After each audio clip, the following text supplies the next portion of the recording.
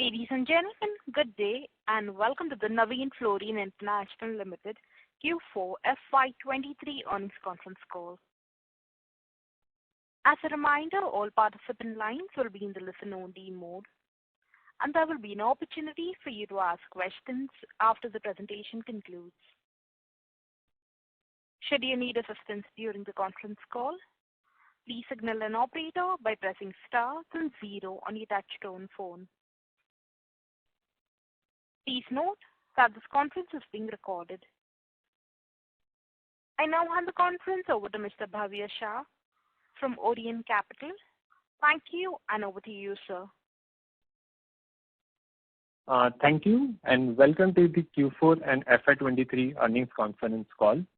Today on this call, we have Mr. Rajesh Welling, Managing Director, and Mr. Anish Ganatra, Chief Financial Officer of Navin Fluorine International Limited. This conference call may contain forward-looking statements about the company, which are based on beliefs, opinions, and expectations as of today. Actual results may differ materially. The statements are not the guarantees of future performance and involve risks and uncertainties that are difficult to predict. A detailed safe harbor statement is given on page number 2 of investor presentation of company, which has been uploaded on the stock exchange and company's website as well. With this, I now hand over the call to Mr. Rajesh Welling for this opening remarks. Over to you, sir. Hello, thank you very much. Good evening and a warm welcome to all the participants. I want to take a moment to acknowledge the inconvenience of calling you all on a Saturday evening for an earnings call, as I had to travel for some business from tomorrow onwards. We understand that this may disrupt your weekend plans, and we sincerely appreciate your flexibility and consideration in joining us on short notice. Thank you for your continued support and commitment to Navin Fluorine. On this call today, I'm joined by Mr. Anish Ganatra, Chief Financial Officer, and our Investor Relations Partner, Orient Capital. I hope all of you got an opportunity to go through our financial results and investor presentation, which have been uploaded on the stock exchanges as well as on the company's website. Let me now start with key highlights for the quarter and year ending FY23, followed by business segment-wise updates, and then we'll take you through financial highlights for the period under review. I'm pleased to announce that our performance in FY23 has achieved several new milestones. For full year FY23, we achieved a key milestone of revenue from the operations exceeding rupees 2,000 crores, operating EBITDA crossed 550 crores, and operating PBT crossed 460 crores. For Q4 FY23, we have reported quarterly revenue of 697 crores. Operating EBITDA has more than doubled at 202 crore on YOY basis. EBITDA margin stood at 28.9%, an expansion of 586 basis points.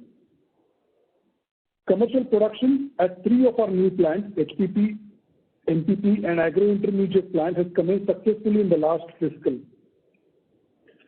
We have begun commercial production of 2 new molecules at our NPP plant in Q4 FY23 and expect to launch at least 1 new molecule in FY24.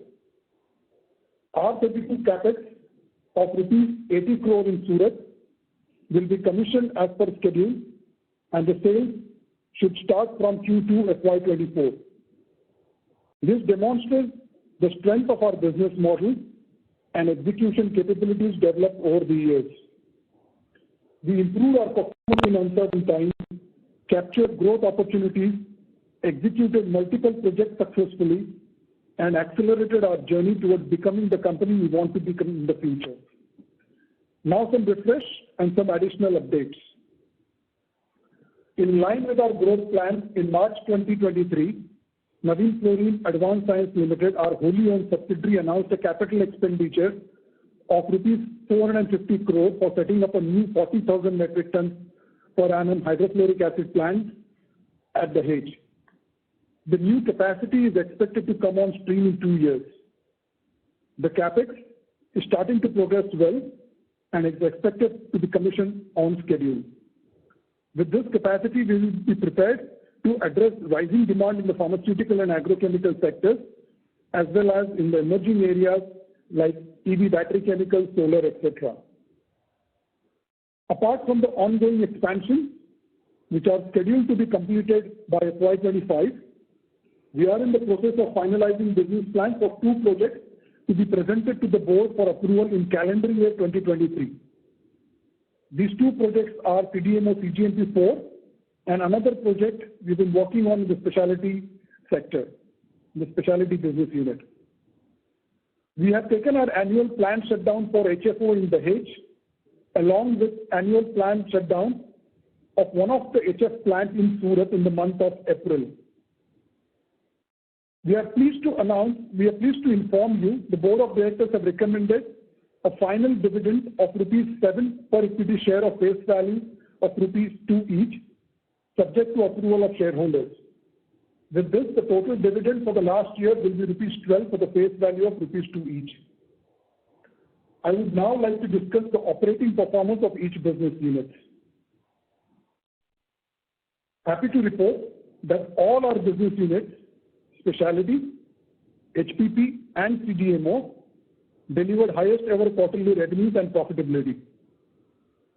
Specialty business continues to deliver strong performance driven by strong partnerships and new technology platforms.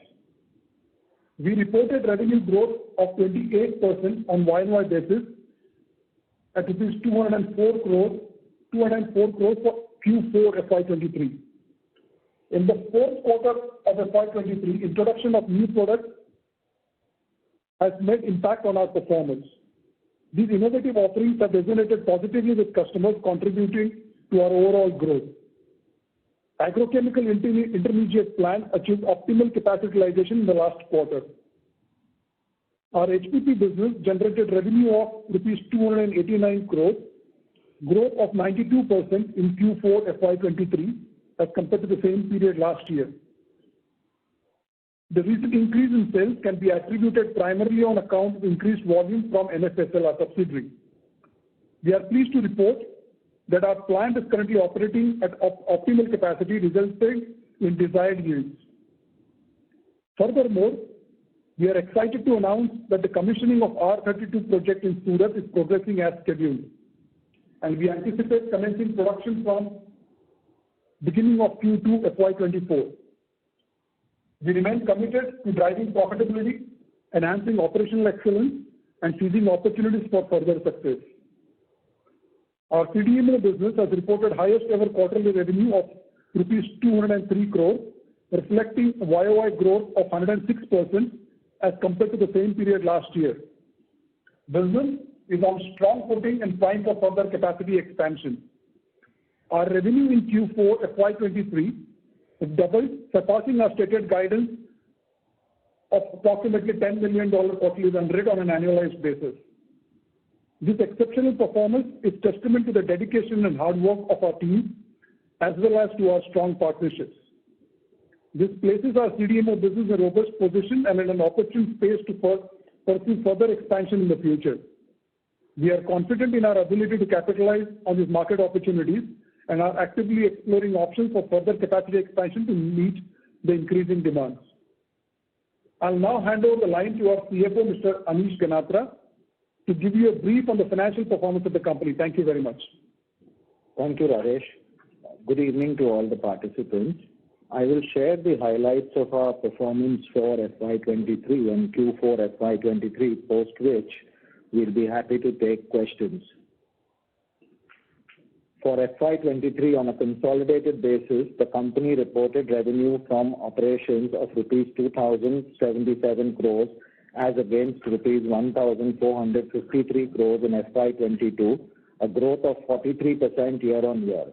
Operating EBITDA stood at 550 crores as against 355 crores in FY22, up by 55%. Operating EBITDA margin stood at 26.5% as against 24.4% in FY22, an increase of 207 basis points. Operating PBT was up 51% at 460 crores for FY23 as against 305 crores in FY22. Operating PBT margin was at 22.2% in FY23 as against 21% in FY22, a jump of 116 basis points year-on-year. Profit after tax stood at 375 crores for FY23 as against 263 crores in FY22, a growth of 43% year-on-year. PAT margin was at 18.1% for FY23 and remained constant against FY22. Now coming to the quarter performance for Q4 FY23, company reported growth of 70% in net revenue from operations to 697 crores against 409 crores in Q4 FY22. Operating EBITDA grew by about 114% year-on-year to 202 crores as against 94 crores in Q4 FY22. EBITDA margin stood at 28.9% for Q4 FY23, an increase of 586 basis points. Operating PBT stood at 180 crores, growth of 120% as compared to the same period last year. PAT stood at 136 crores for Q4 FY23 as against 75 crores in Q4 FY22 with a growth of 81%. Before we start with the question answers, I would like to refer to a couple of items in the financials of this quarter and year-end. During the year, the company initiated an exercise to assess the estimated useful life of assets, plant and machinery and buildings with the help of external technical consultants. The exercise covered assets at Dahej, our greenfield development, which started commercial operations during the year, and at Devas, the CDMO assets. Consequently, the depreciation charge for the quarter and year-end 31st March 2023 is lower by approximately 20.4 crores on a consolidated basis. In NFSAL, the impact is about 15.1 crore, and in NFIL, it is 5.3 crores. ESOP charges for the quarter stood at 9.31 crores and rupees 16.79 crores for the full year FY23. Consolidated net cash flow from operations at negative 63.6 crore primarily reflects initial working capital outlay following the startup of commercial operations at Dahej. No further infusion of working capital is expected during FY24. Rather, actions are in play to secure reduction of net working capital. So that is from my side. We will now open the floor for question and answer. Thank you very much. Thank you. Ladies and gentlemen, we will now begin with the question and answer session. Anyone wishing to ask a question may please press star and 1 on your touchtone telephone. If you wish to remove yourself from the question queue, you may press star and 2. Participants are requested to use handsets while asking a question. Ladies and gentlemen, we will wait for a moment while the question queue assembles.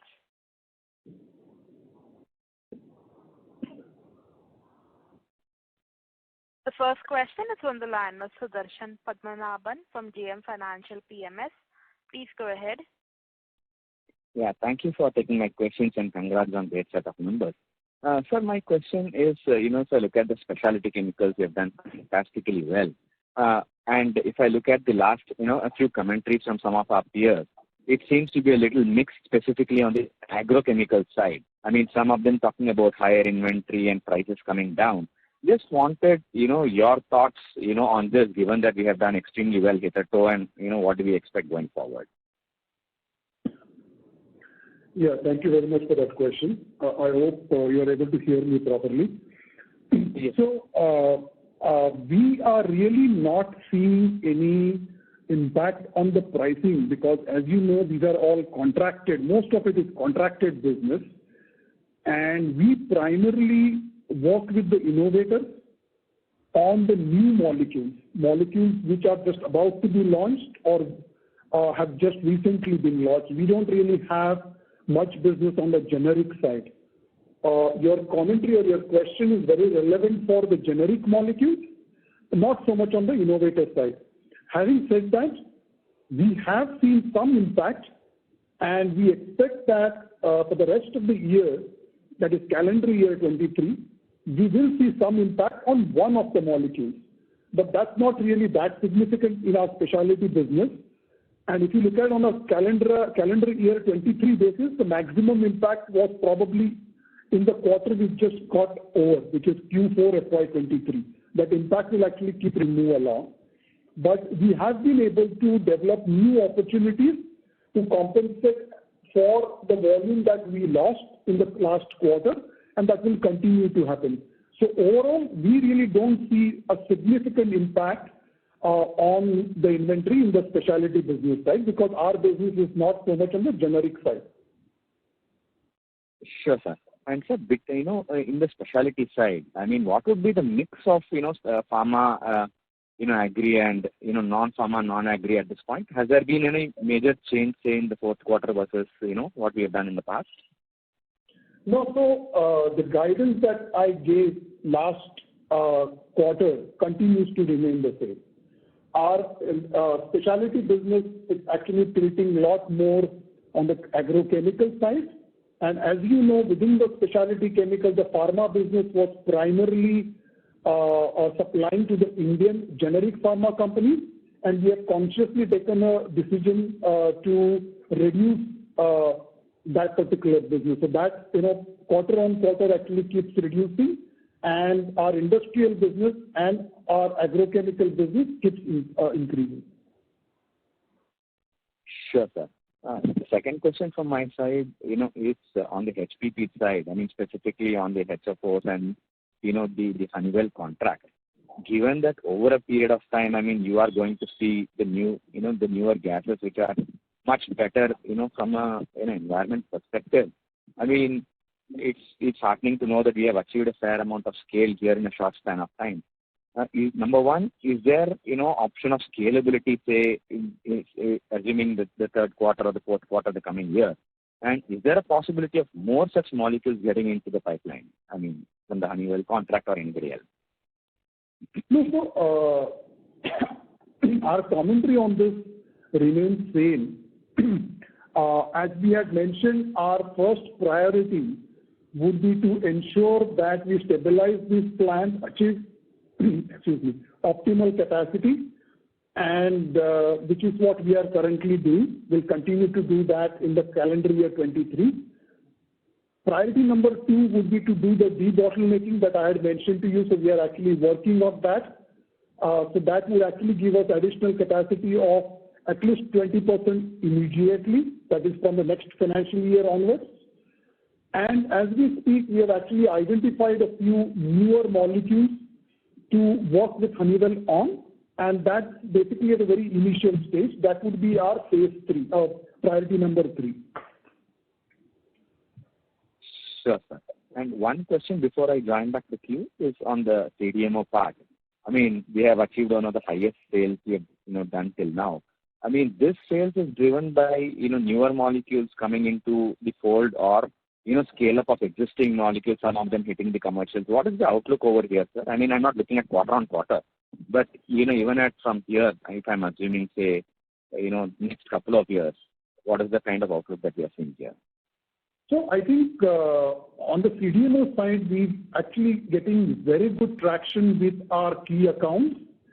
So there, our existing molecules that we have been working on for the past few years have been scaling very well. Second, we're actually getting a lot of new opportunities with these key accounts. And I'm happy to tell you that some of these opportunities are now even outside of fluorination, because these key accounts have actually started trusting us for manufacturing and delivering products which even outside our core value proposition. So it's primarily driven by this key account relationship, and there it's repeat business and the new opportunities. And new opportunities include fluorinated intermediate as well as non-fluorinated intermediate. Having said that, we've actually continued to bring on board and qualify new customers, but the contribution to the overall sales of this new customers is relatively on the lower side, because as you can imagine, when the relationship starts, it typically starts at a very low volume. But we believe that These relationships will then help us scale up opportunities over a period of time with these customers. So overall, if I look at the pipeline from all these perspectives, gives us a lot of confidence now to start working on the CGMP4, which is going to be a significantly larger plant than 1, 2, or 3. Sure, sir. Thanks a lot, sir. I'll join back with you. Thank you. The next question is from the line of Abhijit Akela from Kotak Securities. Please go ahead. Yeah, good evening and thank you so much for taking my questions. First question is actually on 2 or 3 financial aspects of the results. So one is with regard to the depreciation amount. If there's any indication you could give us on what the normalized depreciation and amortization number should be going forward now that we've sort of taken a fresh look at the useful life of these assets. Second was just with regard to the sharp increase in other expenses. Are there any one-off items there, or is this a good run rate to work with going forward? And the third one was with regard to the tax rate, which seems to be a little bit on the higher side, given that NSASL should be on a concessional tax rate. So if you could please just elaborate a bit on these 3 aspects. All right. Hi. Abhijit, thanks for the question. So on your first question regarding the normalized depreciation, this is kind of, so you're looking for an annualized number, I suppose. I mean, if I was to give you a guidance, it would be in the range of 80 to 90 crores. But that would be sort of, based on the current capitalization that we have, yeah? So it's what you see on the financials. Those financials are effectively considering the depreciation based on when the assets have been put into use. But I guess your question was more on the forward kind of what would be the annualized impact if the new rates were in play. Yeah? Sure, that's on helpful. The other expenses, I mean, if you compare last year to this year, in some sense it is not a comparable number because last year did not include NFSL. This being the first year of operationalization, right, and startup of commissioning, you're seeing the entire NFSL expenses coming in there. Now, some of the expenses that we have there are already a focus area, but those items are being worked. But frankly, like I said, if you're comparing between the two, it's not the right comparison just because it's the first year of operation on the consolidated basis. Can I just add to that? Yes, please. Abhijit, I would just like to add to that. On the other expenses in Q4, there were 2 charges there which you will actually not see going forward. There was one consulting assignment that we had actually undertaken in Q4. So that's approximately about 5 crore, which basically has been expensed in Q4 and will not come in again. And there were some issues with respect to some of our OSBL in the Dahej, because of which there were 2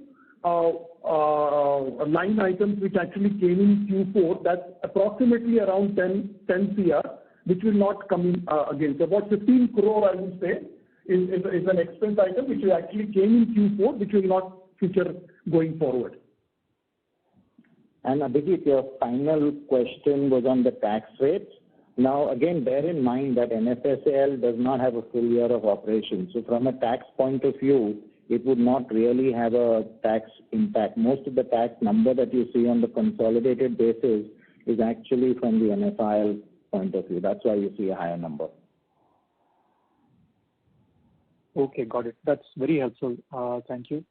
And the second question I had was, Rajesh, if you could talk a little bit about the growth outlook for the 3 business units for the upcoming year. And also specifically just wanted to check, number one, whether we should expect any impact on 1Q sales, etc., because of the annual shutdown that you spoke about in HFO and I guess specialty. And second, with the R32 unit getting commissioned within a couple of quarters, and I guess the competition's capacity also is coming up sometime fairly soon. So how do you expect pricing in that segment to sort of perform in the near term and maybe slightly medium term as well, 3 to 5 year kind of outlook? Thank you so much. Yeah. So, as far as the outlook for FY24, currently we have no reason to believe that there is any change in the overall guidance, qualitative guidance that we have given to you before, on each of the 3 businesses. As I mentioned to you, as I mentioned earlier, the issue with respect to inventory, etc., on the agrochemical side is not being seen by us to that extent. It's more happening on the generic side. There is some impact with respect to one product, but we have actually identified some other opportunities, etc., which will help compensate, more than compensate that downslide. So we have not really have any reason to change the guidance, overall guidance that we have given for any of our 3 businesses. Specifically with respect to Q1, you are absolutely right. On a sequential basis, you will actually see some drop because our HPP plant in Dahej was shut for a month. This is a planned annual shutdown. And what we did was to ensure that it aligns with our HF thing, we actually took the HF shutdown in Surat also. One of the lines was actually taken down for our planned annual shutdown during the same time. So that was down for about 3 weeks, and our Orchid plant was down for almost a month. So the HF plant is already started, and the HPP plant will be starting very soon. So because of which you will actually see slightly light Q1, but we expect that from Q2 onwards, again, the sales, etc., will again get to a normalized level. And your third question was related to R20, R32. See, if you actually look at our R32 capacity, it's not that high that we should actually be worried about the pricing, etc. Also, we already have a lot of interest from our existing customers, some of the domestic existing customers, as well as some of these partners in the international market to actually buy R32 from us on a long-term basis. So we are trying to understand, which of the customers we should probably tie up with on a long-term basis, which of these we should work on as a spot basis, etc. But as we move forward, we believe that the demand for R32 will continue to increase, not only as a single ingredient, but also as a part of a blend. And I'm not only talking about HFC blend, but also HFC, HFO blend. Some of these conversations are already going on with some of our partners. So if you ask me from a, let's say, 2 to 3 year perspective, we believe that that the pricing for R32, given the fact that our capacity is relatively limited, we believe that the pricing would remain strong. Thank you so much, Aditya and Anishi. I'll come back in the queue for any more. All the best. Thank you. The next question is on the line of Arshit Joshi from B&K Securities. Please go ahead. Thanks for the opportunity, sir, and congrats on a great set of numbers. So my first question, a little curious about a comment made in the investor presentation about the new product that we have added in HPP. So just wanted to check if this is in HFO, inorganic fluorides, or the red gas unit. No, this is basically the commentary that you see in the investor presentation is the sale of the new product. That's primarily we are talking about the same molecule from Dahej, the Honeywell product. Okay. Got it, sir. So second question. There are some other new molecules that we have in the pipeline, but that has not really made any material impact to the numbers in Q4. The Q4 numbers are primarily because of the Honeywell product. Got it, sir. Got it. Sir, second question again on the HFC 32 bit.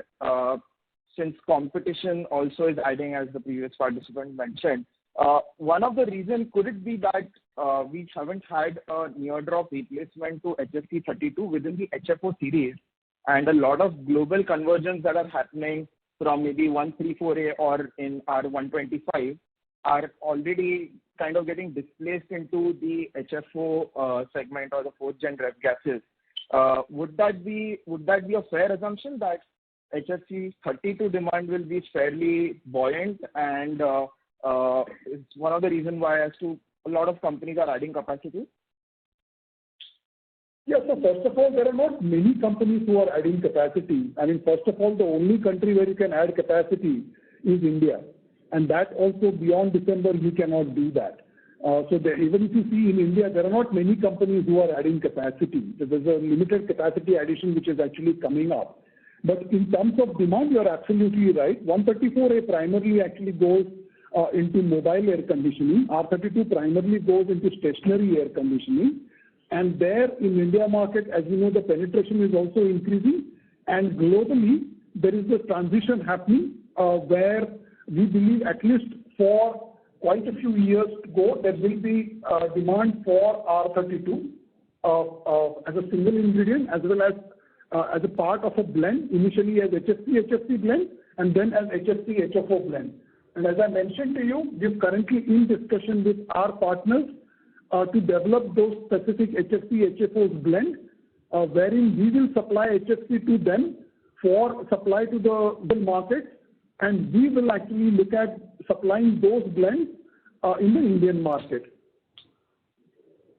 Understood, sir. So basically, sir, there are no new capacity additions even globally that are happening for R32, and so that is kind of a benefit to us.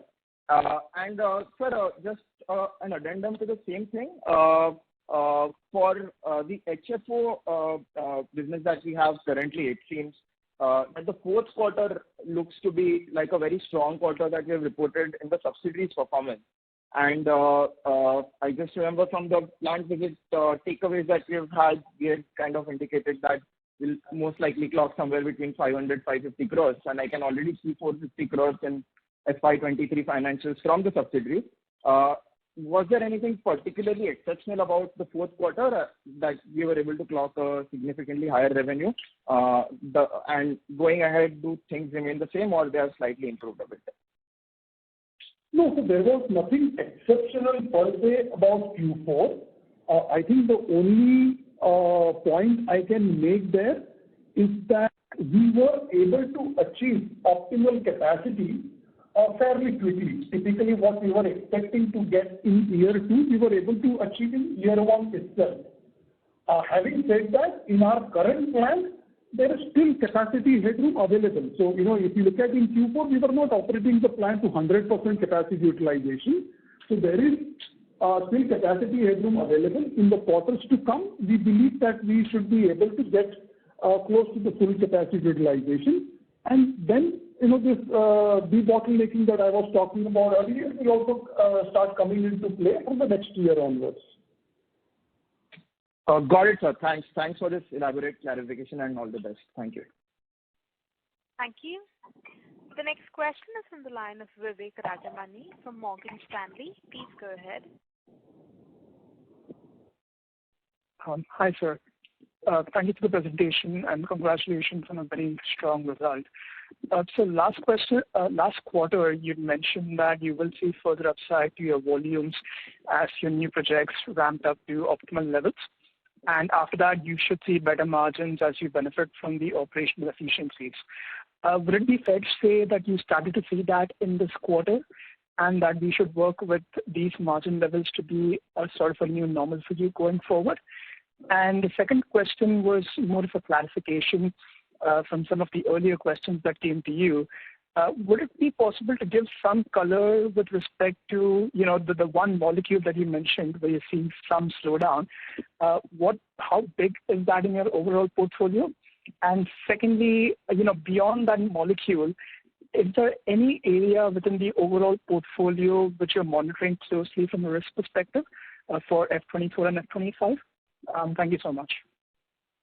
Yeah, so I actually didn't get your questions properly, but let me try to answer as much as I understood. The first question that you had on the margin, which specific molecule you were talking about?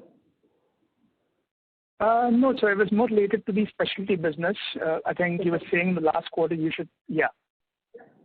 Yeah, so as you know that the margins that we saw in Q4, it's combination, basically because of the performance that we saw across the 3 BUs, right?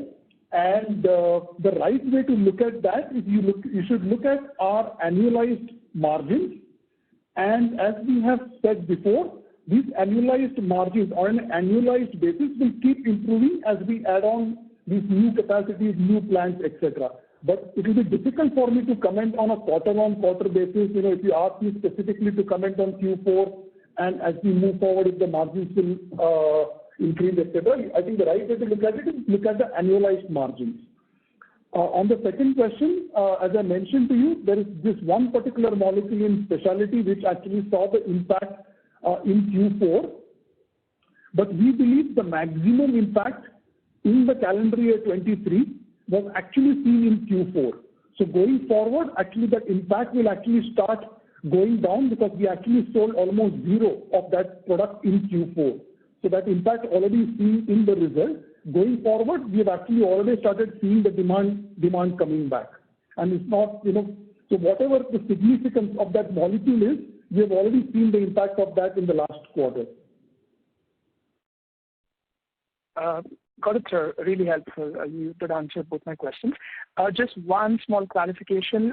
Beyond this particular molecule, is there any other part of the portfolio that you've been monitoring, with respect to any possible slowdown that may come through over the next couple of years, or this is the only molecule where you see some risks?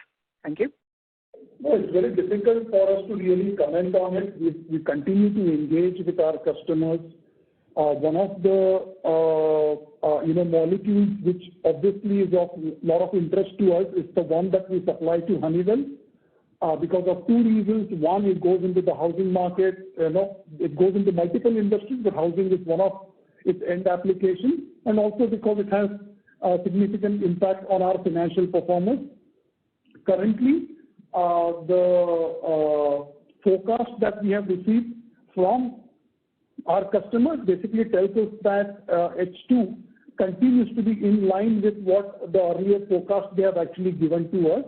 So currently, we don't have any reason to believe that it's going to be significantly impacted in in H2 of calendar year 23, but we continue to closely monitor that. Understood, sir. Thank you so much, and all the very best. Thank you. The next question is on the line of Sanjay Jain from ICICI Securities. Please go ahead. Thank you. Thanks for taking my question, Rajesh and Anish. Few from my side. First, on the standalone business, if I see X of the CDMO business, it's like declined by 20% YOY. Can you help us understand what all the business, erstwhile, specialty, ref gas, inorganic, which is the business causing a 20% decline in the revenue on the standalone basis, excluding NFSI? That's my first question. No, I'm not able to understand. You are talking about Q4 or FY23? No, I'm talking about Q4 in the standalone business. If you look at the revenue, excluding the CDMO business, which again is included in the standalone revenue, if I take that off, there is a decline of 20% YOY in the underlying revenue. These are the non-contracted or the erstwhile before these contracts had those, I guess these are the revenue from those products and lines, and it appears that has declined by 20% YOY. I'm not able to see that, but we just completed the board meeting. So I think let me try to answer that question. If you actually look at the 3 businesses that we supply from NFIL, there is specialty, there is HPP, and HPP is primarily inorganic and ref gas. And the third is the CDMO piece. CDMO obviously has increased significantly on YOY basis.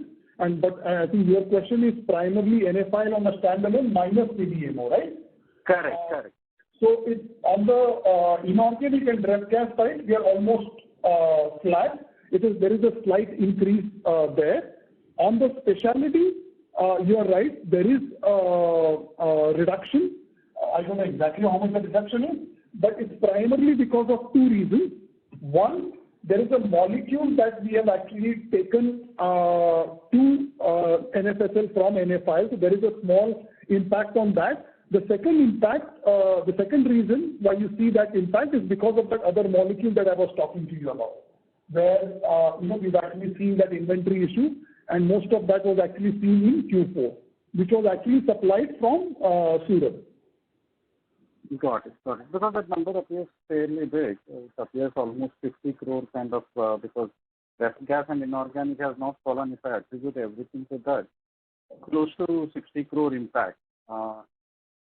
Yeah, I think but you're expecting the right way of looking at that, if you look at the specialty business specifically, I think you should primarily look at NFIL and NFSL together. You should look at the specialty business on whole. And I'll tell you why.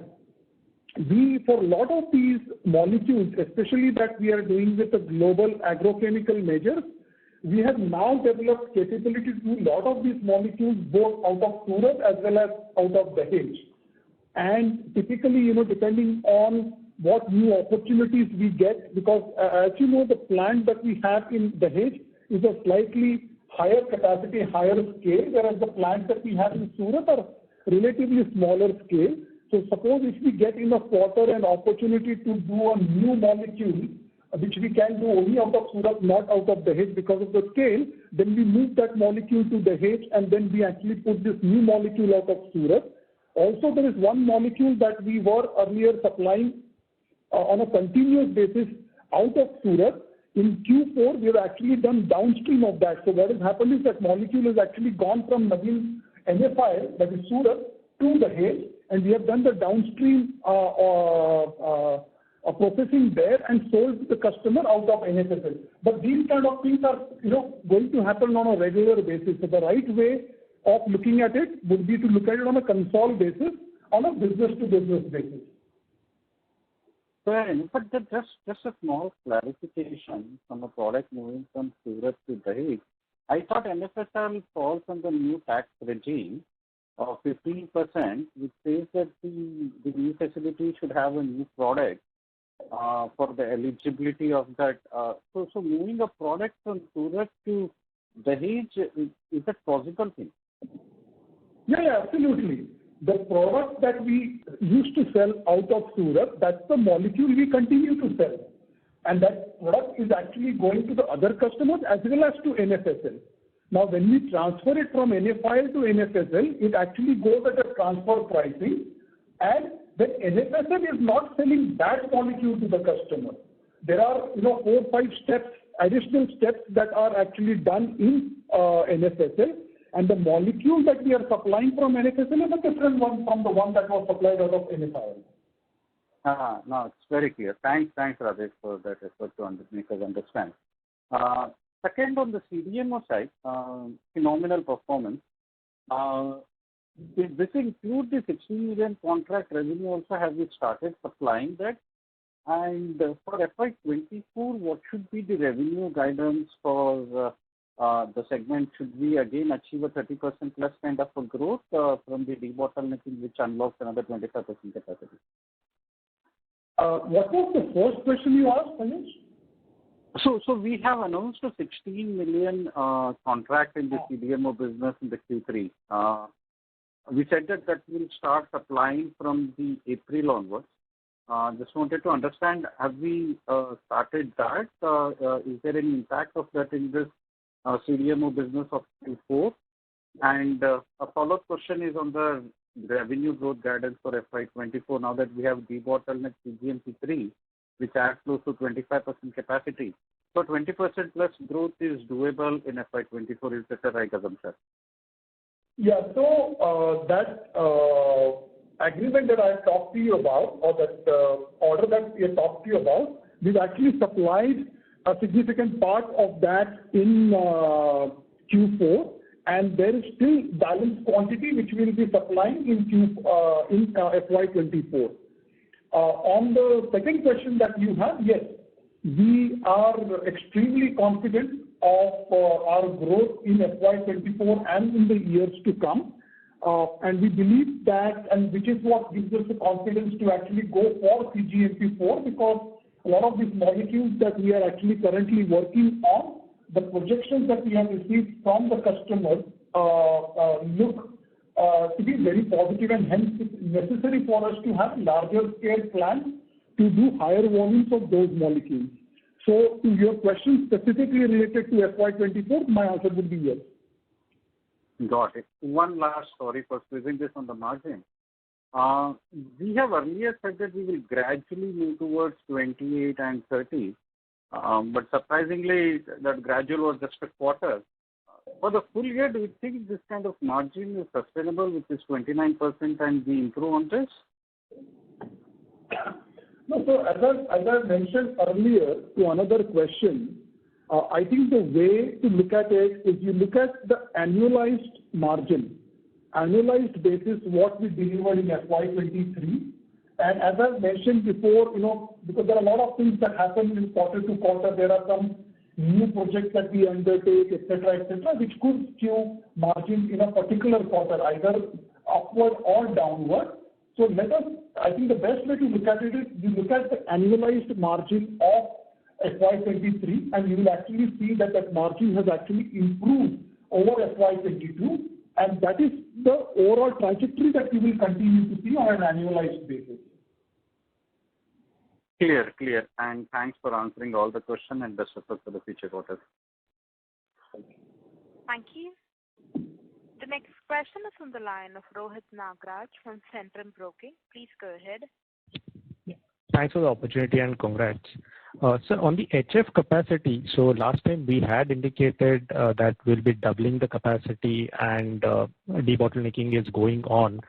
So effectively our capacity after 2 years will get doubled. So are we currently sufficient for the next 2 years?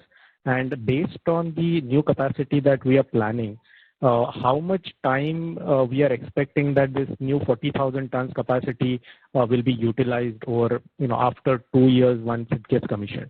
Thank you. Yeah, so first of all, as far as the capacity is concerned, we have announced a 40,000 metric ton new plant that we are setting up. It's going to take us about 24 months to get that plant ready. And with that coming in, our capacity will be will have significantly more than twice the capacity that we have today. And to your question, will we be deficit? We will have adequate capacity of HF for our own requirement. We probably will not have enough HF to be able to sell in the merchant market. We are actually seeing a lot more opportunities to sell in the merchant market, and we would have got those opportunities if we had more HF available. But for our own consumption, we have enough HF. And we believe that we're continuously working on a lot of these other projects. There are some projects which will get commissioned later this year. There are some other opportunities we are working on in our existing 3 BUs, as well as some of the newer opportunities. A lot of them are actually going to need HF. So this 40,000 metric ton capacity that we are adding is mainly driven by our own requirement of HF versus selling it into the merchant market. So we believe that at least half of the capacity we should be able to use fairly quickly as soon as that plant is ready. And then over a period of time, initially the rest of it we will be selling in the merchant market. But we believe that in the following 3 to 4 years, even that capacity would actually get utilized by us for the downstream opportunities. Yeah, that's fairly clear. Just one clarification on this. In terms of the fluorspar sourcing, have we gotten into any arrangements with any of those suppliers? Yes. Sure. That's it. Then question is on the ESOP charge. So after FY23 ESOP charge during the year, how much of it is left and will come in FY24 and if any for FY25? Thank you. So Rohit, thanks for the question. I mean, you know how this ESOP works, right? I mean, essentially you're doing a Black-Scholes model and then taking the cost into the books, right? And the ESOP, the way it was structured was over a 4-year period. So you will essentially see that the first 2 years of that, the charges will go up, and then the third and the fourth year, the charges obviously come down, because what happens is in year one, you get the charge for the kind of the first year and the second, and then the second again you get for second, third, and fourth, So each progressive year, the charge comes down. So if you had to sort of ask me what charge should we expect for the full year, I mean, you should probably take 16.79 was for half year. I would take about 31 for the FY24. And then it will progressively come down significantly. Sure. This is very helpful. Thanks and best of luck, sir. Yeah. Thank you. The next question is from the line of Krishan Parwani from JM Financial. Please go ahead. Yeah, hi Radheshji. Congrats on a good set of numbers. Thanks for taking my question. So I have like two. The first is on the molecule that you said, there was almost zero volume in the fourth quarter. So is it is this product is the one that where we face the competition from the domestic player? No. This is got nothing to do with the domestic competition. This is basically because the same issue that we are actually seeing everywhere.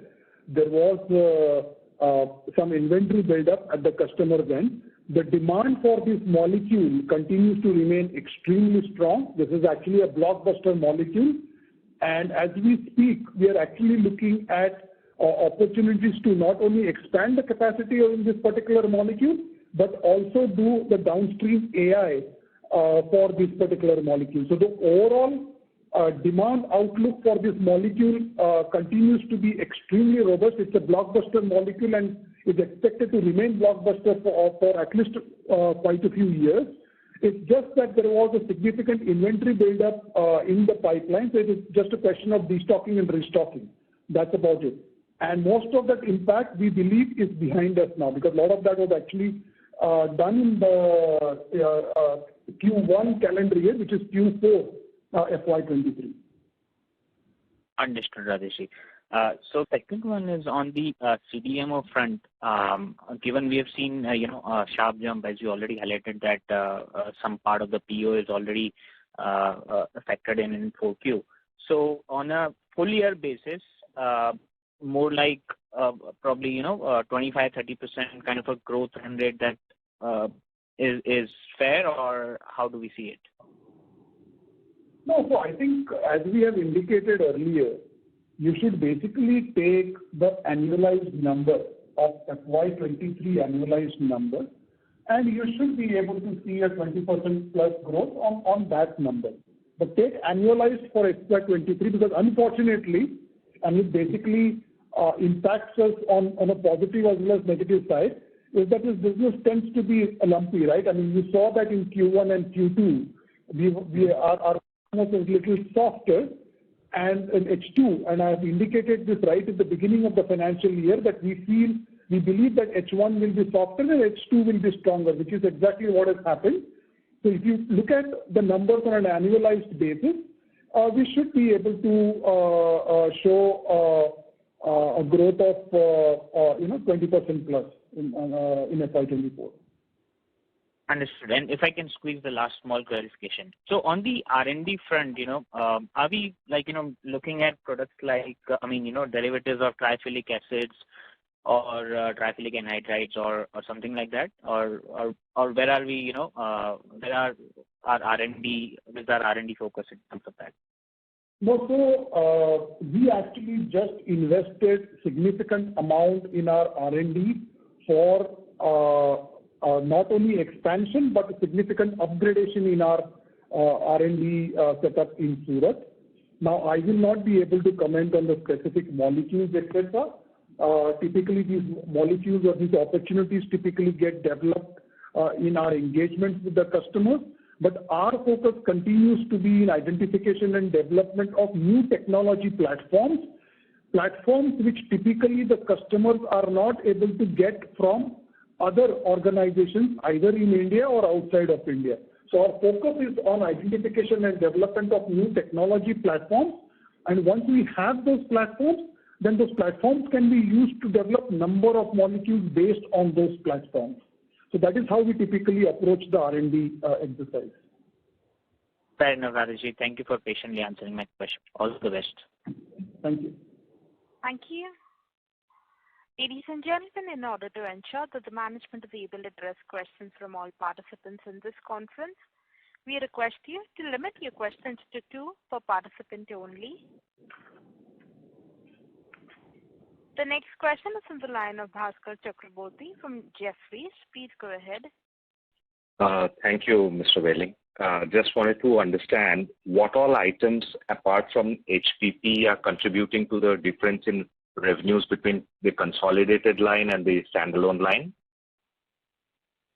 No, so very simply, the hedge is under NFSL, and Surat and Dewas are under NFI. But as I mentioned earlier, I would just like to repeat that again. I think the right way to look at our business would be to look at on a consolidated basis.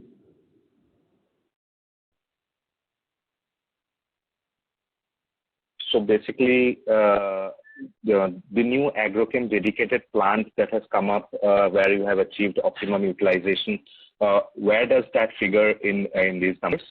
No, that's not in HPP. That's in specialty, and that's in the Dahej. Understood. Thank you very much, sir. Thank you. The next question is from the line of Keyur from ICICI Prudential Life Insurance. Please go ahead. First of all, congratulations to the team for great results. Sir, first question is on the HPP side, so Honeywell product. In the past conference call, you have mentioned that there may be possibly some slowdown depending on how the demand is in the Western markets. So just your thoughts on how you see HPP Honeywell product ramping up the trajectory of growth and optimum utilization before you go for debottlenecking. That is first question.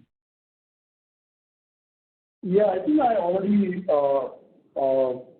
have talked about this while answering some of the earlier questions. As I said, we continue to engage with Honeywell to understand how the demand outlook looks for the rest of the year.